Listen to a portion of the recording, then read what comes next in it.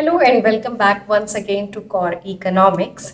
Guys, आज का जो टॉपिक है वो है हमारा again types of price elasticity of demand. Last video में हमने जो है टाइप्स के दो केसेस कवर किए थे, that is your perfectly elastic demand and perfectly inelastic demand. आज की वीडियो में हम पढ़ेंगे about other three cases, that is your unitary elastic demand, then we have elastic demand and simply inelastic demand. Now guys, the first case is of elastic demand. Elastic demand refers to a situation जहाँ पे जो responsiveness है quantity demanded की with respect to change in price is much.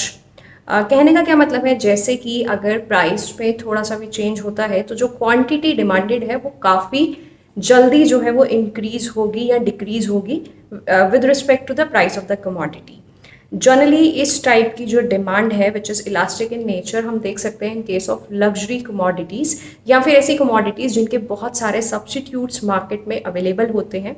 तो जब भी किसी substitute का प्राइस इंक्रीज या डिक्रीज होता है तो गिवन गुड की डिमांड पे बहुत जल्दी इफेक्ट पड़ता है। Elastic demand. In case of elastic demand, the demand for the commodity, the quantity demanded is highly responsive with respect to change in price. और अगर इसको हम डेफिनेशन की फॉर्म में लिखना चाहें तो हम ऐसे लिख सकते हैं कि when percentage change in the quantity demanded is greater than percentage change in price, यानी कि अगर प्रोडक्ट का जितने प्राइस चेंज हो रहा है अगर हम उसको परसेंटेज टर्म्स में फाइंड करें तो क्वांटिटी में जो चेंज है that is much greater than your percentage change in price, चाहे वो इंक्रीज़ हो रहा है या डिक्रीज़ हो रहा है। अगर प्राइस मान लीजिए 10% से फॉल हो रहा है और आपकी quantity demanded increases by more than 10%, 20% है, 25% है, anything that is more than 10%, तो ये आपकी किस टाइप की डिमांड होगी? Elastic demand. अब यहाँ पे एक शेड्यूल देखते हैं। इलास्टिक डिमांड का प्राइस और क्वांटिटी डिमांडेड जो है हमने इस तरीके से लिख रखा है। तो अलग अलग प्राइसेस पे हम देखते हैं कि क्या क्वांटिटी होगी और उसके accordingly what will be the percentage change in quantity and what will be the percentage change in price. तो प्राइस अगर आपका 20 है, क्वांटिटी डिमांडेड इज़ 100, और अगर आपके पास प्राइस जो है 10 रुपीज़ है तो quantity demanded is 200 units. Now if we find out the elasticity of demand here which is equal to percentage change in quantity divided by percentage change in price। ये जो formula हम पहले से करते आ रहे हैं, आप प्रीवियस वीडियोस में भी देख सकते हैं। अगर आपको elasticity of demand find out करने के जो मेथड है वो देखना है तो again you can go through those videos. इसके बाद आप देखेंगे यहाँ पे परसेंटेज चेंज इन क्वांटिटी जो है वो कितना आ रहा है। अगर मैं यहाँ पे चेंज निकालती हूँ, चेंज कितना है क्वांटिटी का 100 अपॉन इनिशियल इंटू 100, तो फाइनली जो मेरे पास यहाँ पे इलास्टिसिटी ऑफ डिमांड आ रही है ईडी की value that is equal to 2 which is greater than 1। तो इलास्टिक डिमांड में ये चीज़ ध्यान रखिए कि जो वैल्यू है coefficient of elasticity of demand की वो हमेशा ग्रेटर देन 1 होगी। और अगर अब मैं इसका डायग्राम ड्रॉ करती हूँ तो शेप किस तरीके की होगी इलास्टिक डिमांड की ये भी हमें देखना है। तो यहाँ पे फटाफट एक डायग्राम ड्रॉ कर लेते हैं in order to represent the elastic demand for the commodity. तो वाई एक्सिस पे अगेन प्राइस, एक्स एक्सिस पे क्वांटिटी मेंशन करेंगे। और देखिए डिमांड कर्व यहाँ पे भी डाउनवर्ड स्लोपिंग ही बनेगा, inverse relationship between price and quantity demanded. लेकिन जो शेप है डिमांड कर्व की उसमें फ़र्क क्या है बेसिकली इलास्टिक और इलास्टिक में, वो कंपैरिजन हम बाद में करेंगे। अभी हम देखते हैं इलास्टिक। देखिए आप नॉर्मल डिमांड कर्व है जैसे इन्वर्स रिलेशन शो कर रहा है प्राइस एंड क्वांटिटी डिमांडेड के बीच में, लेकिन ये थोड़ा फ्लैटर है। ये जो फ्लैटर है ये क्या शो कर रहा है कि it is basically elastic in nature, यानी कि अगर आपने प्राइस में थोड़ा सा भी चेंज करा, इंक्रीज़ या डिक्रीज़ करा, तो जो आपकी क्वांटिटी है उसमें कहीं ज़्यादा फ़र्क पड़ेगा as compare to your change in price. तो percentage change in quantity here is greater than percentage change in price. तो आप यहाँ पे देख सकते हैं कि प्राइस में जितना फ़र्क है PP1, क्वांटिटी में उससे ज़्यादा फ़र्क आ रहा है। तो इस टाइप का जो डिमांड कर्व है उसको हम क्या बोल देते हैं? General economics we usually say that demand curve is flatter. Elastic को हम यूजुअली फ्लैटर डिमांड कर्व भी बोल देते हैं। और अगर मैं बात करूँ कि किन टाइप के प्रोडक्ट्स की जनरली डिमांड इलास्टिक होती है, तो जो आपकी लग्जरी कमोडिटीज़ हैं, जैसे आपकी एसी हो गए, कॉस्टली कार्स हो गई, इस टाइप की जो कमोडिटी की डिमांड जनरली जो है वो इलास्टिक इन नेचर होती है।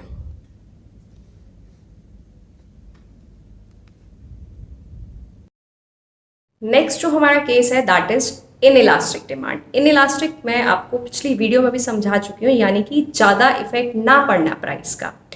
तो कुछ कमोडिटीज़ हैं जैसे सॉल्ट हो गया या शुगर का हम एग्जांपल ले सकते हैं। एक मिनिमम रिक्वायरमेंट है, बॉडी यूज़ कर रही है, उससे ज़्यादा नहीं, ठीक है।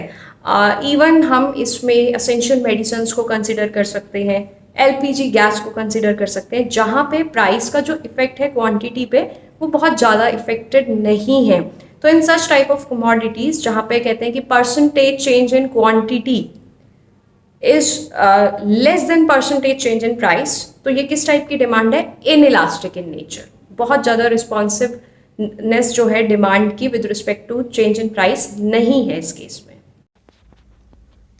Next is inelastic demand. Inelastic demand जो है बेसिकली यहाँ पे आप बोल सकते हैं कि percentage change in quantity demanded जो है आपका लेस है than percentage change in price. कहने का क्या मतलब है, यहाँ पे देखिए कि इन इलास्टिक डिमांड के केस में आपका जो प्राइस है उसका जो इफ़ेक्ट है क्वांटिटी पे बहुत ज़्यादा नहीं पड़ रहा। With respect to change in price quantity demanded is not affected much, so this type of demand is known as inelastic demand. Again we will be drawing a schedule and a diagram. इसको understand करने के लिए पहले फटाफट से एक schedule draw करते हैं प्राइस एंड क्वांटिटी डिमांडेड। और देखिए जनरली जो आपकी कमोडिटीज़ होती हैं, नेसेसिटी कमोडिटीज़, जैसे कि आप यहाँ पे एग्जांपल ले सकते हैं मेडिसिन्स का, आपके कुछ इस टाइप की आइटम्स जो डेली कंजम्पशन में यूज़ हो रही हैं और नेसेसिटीज़ भी हैं, जैसे सॉल्ट हो गया, एलपीजी हो गया। तो ये जो इस टाइप की कमोडिटीज़ हैं they have generally in elastic demand. when price is 20 quantity demanded is 100, when price falls quantity demanded increases to 120। अब देखिए ऐसा नहीं है कि प्राइस का बिल्कुल फ़र्क ही नहीं पड़ा। जो हम परफेक्टली इन इलास्टिक का केस करते थे वहाँ पे प्राइस का चेंज होने का फ़र्क पड़ता ही नहीं था, लेकिन यहाँ पे फ़र्क तो पड़ा है क्वांटिटी पे, पर उतना ही नहीं पड़ा जितना कि हमारा इलास्टिक डिमांड या हाईली इलास्टिक डिमांड के केस में पड़ता है।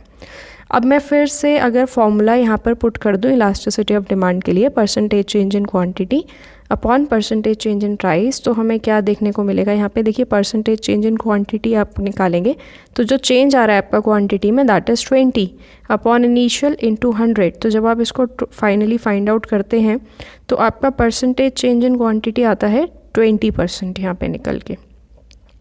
इसी तरीके से we can find out percentage change in price as well. तो परसेंटेज चेंज इन प्राइस के लिए अगर हम देखते हैं कि कितना चेंज आएगा, वो 50 आता है। तो ये आपकी जो वैल्यू है कोफिशिएंट की वो लेस देन 1 आ रही है इस केस में। It is not greater than 1, it is not equal to 1, it is less than 1। तो हमेशा इस चीज़ को ध्यान रखिए कि in case of inelastic demand जो आपकी वैल्यू है coefficient of price elasticity of demand की, that will always be less than 1।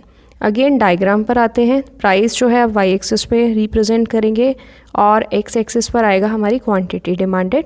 तो अगर मैं इसको ड्रॉ करती हूँ डायग्राम कैसा आएगा? देखिए जैसा आपका नॉर्मल डिमांड कर्व होता है नेगेटिवली स्लोप्ड, ये वाला डिमांड कर्व भी आपका नेगेटिवली स्लोप्ड हो जाएगा। इसकी स्लोप में यहाँ पे या लेकिन यहाँ पर जो शेप है वो तो सेम है, लेकिन फ़र्क आएगा इसके अगेन नेचर में। तो अब हम देखते हैं डाउनवर्ड स्लोपिंग है प्राइस और क्वांटिटी में, अगेन इनवर्ड्स या नेगेटिव रिलेशन शो कर रहा है, राइट। लेकिन इसमें और इलास्टिक डिमांड में फ़र्क क्या है? इलास्टिक डिमांड में हमारा जो कर्व था दैट वाज कंपैरेटिवली फ्लैटर, क्योंकि उस पर प्राइस का ज़्यादा इफेक्ट पड़ रहा था। क्वांटिटी का जो इफ़ेक्ट है प्राइस पर वो ज़्यादा बढ़ रहा था बेसिकली, कि प्राइस अगर आप हल्का सा भी चेंज कर रहे थे तो क्वांटिटी डिमांडेड में बहुत ज़्यादा चेंज आ रहा था, इंक्रीज़ या डिक्रीज़। यहाँ पे आप देखिए प्राइस में आपने ज़्यादा इफेक्ट करा है, ज़्यादा चेंज किया है, लेकिन हमारी क्वांटिटी पे ज़्यादा फ़र्क नहीं पड़ा। तो इस टाइप की जो डिमांड है उसको हम बोलते हैं क्या? Inelastic demand, which is generally possessed by necessary commodities because they are essentials also. तो उनकी जो डिमांड है उस पर ज़्यादा फ़र्क नहीं पड़ता with change in price of the commodity.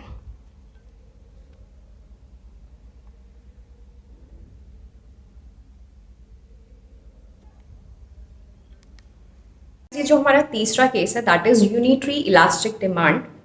इस केस में अगर मैं परसेंटेज टर्म्स में बात करूं तो percentage change in quantity is equal to percentage change in price, यानी कि जितना परसेंट प्राइस में चेंज आ रहा है, इंक्रीज या डिक्रीज हो रहा है, उतना ही परसेंट जो है मेरा क्वांटिटी में भी चेंज आ रहा है। और जो हमारी शेप है यहाँ पे डिमांड कर्व की, वो एक रेक्टेंगुलर हाइपरबोला की शेप होगी यहाँ पे। और हमारा जो लास्ट केस है आज वो है unitary elastic demand. Unitary elastic demand के केस में जो आपका percentage change in quantity demanded है वो इक्वल है to percentage change in price, यानी कि जितना आपके प्राइस में परसेंटेज टर्म्स में इंक्रीज या डिक्रीज आया है, एग्जैक्टली सिमिलर इंक्रीज और डिक्रीज जो है आपका क्वांटिटी डिमांडेड के केस में भी यहाँ पर आया है।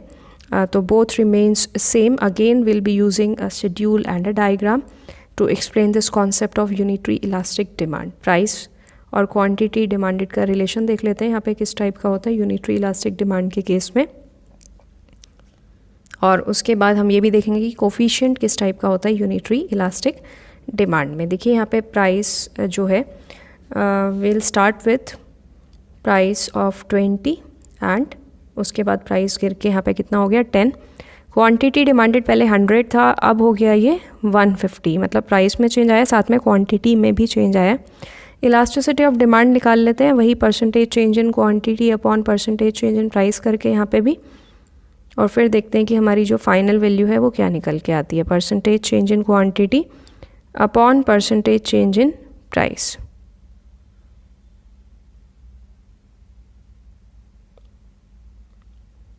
अगर आप यहाँ पे निकालेंगे परसेंटेज चेंज इन क्वांटिटी तो देखिए 50 अपॉन 100 इंटू 100, यानी कि 50% आएगा आपका। यहाँ पे हम निकाल के देख लेते हैं 50 अपॉन इनिशियल आपका 100 था upon into 100 divided by the change which is equal to 10 upon initial into 100। Again you will get here 50, so 50 upon 50 elasticity of demand का कोफिशिएंट कितना आ गया 1। तो यानी कि यूनिटरी इलास्टिक डिमांड नाम से पता चल रहा है यूनिट 1 है आपके पास इलास्टिसिटी ऑफ डिमांड। यहाँ पे परसेंटेज चेंज इन क्वांटिटी और परसेंटेज चेंज इन प्राइस हमेशा इस केस में किस तरीके का रहेगा, सिमिलर। अब आते हैं एक बहुत ही महत्वपूर्ण बात पे, यानी कि इसका जो शेप है डिमांड कर्व की इस केस में वो कैसी होगी। वाई एक्सिस पे प्राइस, एक्स एक्सिस पे quantity demanded, and then we'll move on to the shape of demand curve under unitary elastic demand curve. देखिए ये जो मैंने बोल दिया कि वाई एक्सिस पे प्राइस है, एक्स एक्सिस पे क्वांटिटी है, shape here will be that of a rectangular hyperbola. ये आपका स्ट्रेट लाइन डिमांड कर्व जैसा हम पहले 2 केसेस में ड्रॉ कर रहे थे वैसा नहीं है। यहाँ पे ये जो रेक्टेंगुलर हाइपरबोला ये क्या शो कर रहा है कि the value of elasticity of demand at each point on the demand curve is equal to 1। यहाँ पे पूरे डिमांड कर्व पे थ्रू आउट अगर आप प्राइस इलास्टिसिटी ऑफ डिमांड की वैल्यू निकालते हैं तो वो इक्वल टू 1 आती है। Now shape of demand curve here is that of a rectangular hyperbola. इसको ध्यान रख लीजिए कि किस टाइप की शेप होती है यहाँ पे, रेक्टेंगुलर हाइपरबोला। रीज़न क्या है, यहाँ पे जितने भी रेक्टेंगुलर एरियाज़ बनते हैं इस कर्व के नीचे वो बेसिकली टोटल एक्सपेंडिचर को दिखाते हैं which is done on the commodity, the amount of money which is spend, price into quantity. तो ये जितने भी रेक्टेंगुलर एरियाज़ आप यहाँ पे देख सकते हैं, ये जो शेडेड एरियाज़ हैं ये डिफरेंट रेक्टेंगल्स को शो कर रहे हैं। एक ये बन गया, एक ये है। इसी तरीके से अगर आप कोई और भी यहाँ पे रेक्टेंगल देखेंगे प्राइस इनटू क्वांटिटी जो कि टोटल एक्सपेंडिचर को शो करेगा, वो एरिया सेम रहेगा। इसलिए यहाँ पे जो शेप है कर्व की वो किस तरीके की हमने बताई, rectangular hyperbola, because of this particular characteristic. अब जनरली इस टाइप की जो डिमांड है आपको, जो आपके ड्यूरेबल गुड्स हैं उस केस में आप देख सकते हैं आपको देखने को मिल जाएगी। जो यूनिटरी इलास्टिक डिमांड की हम बात करते हैं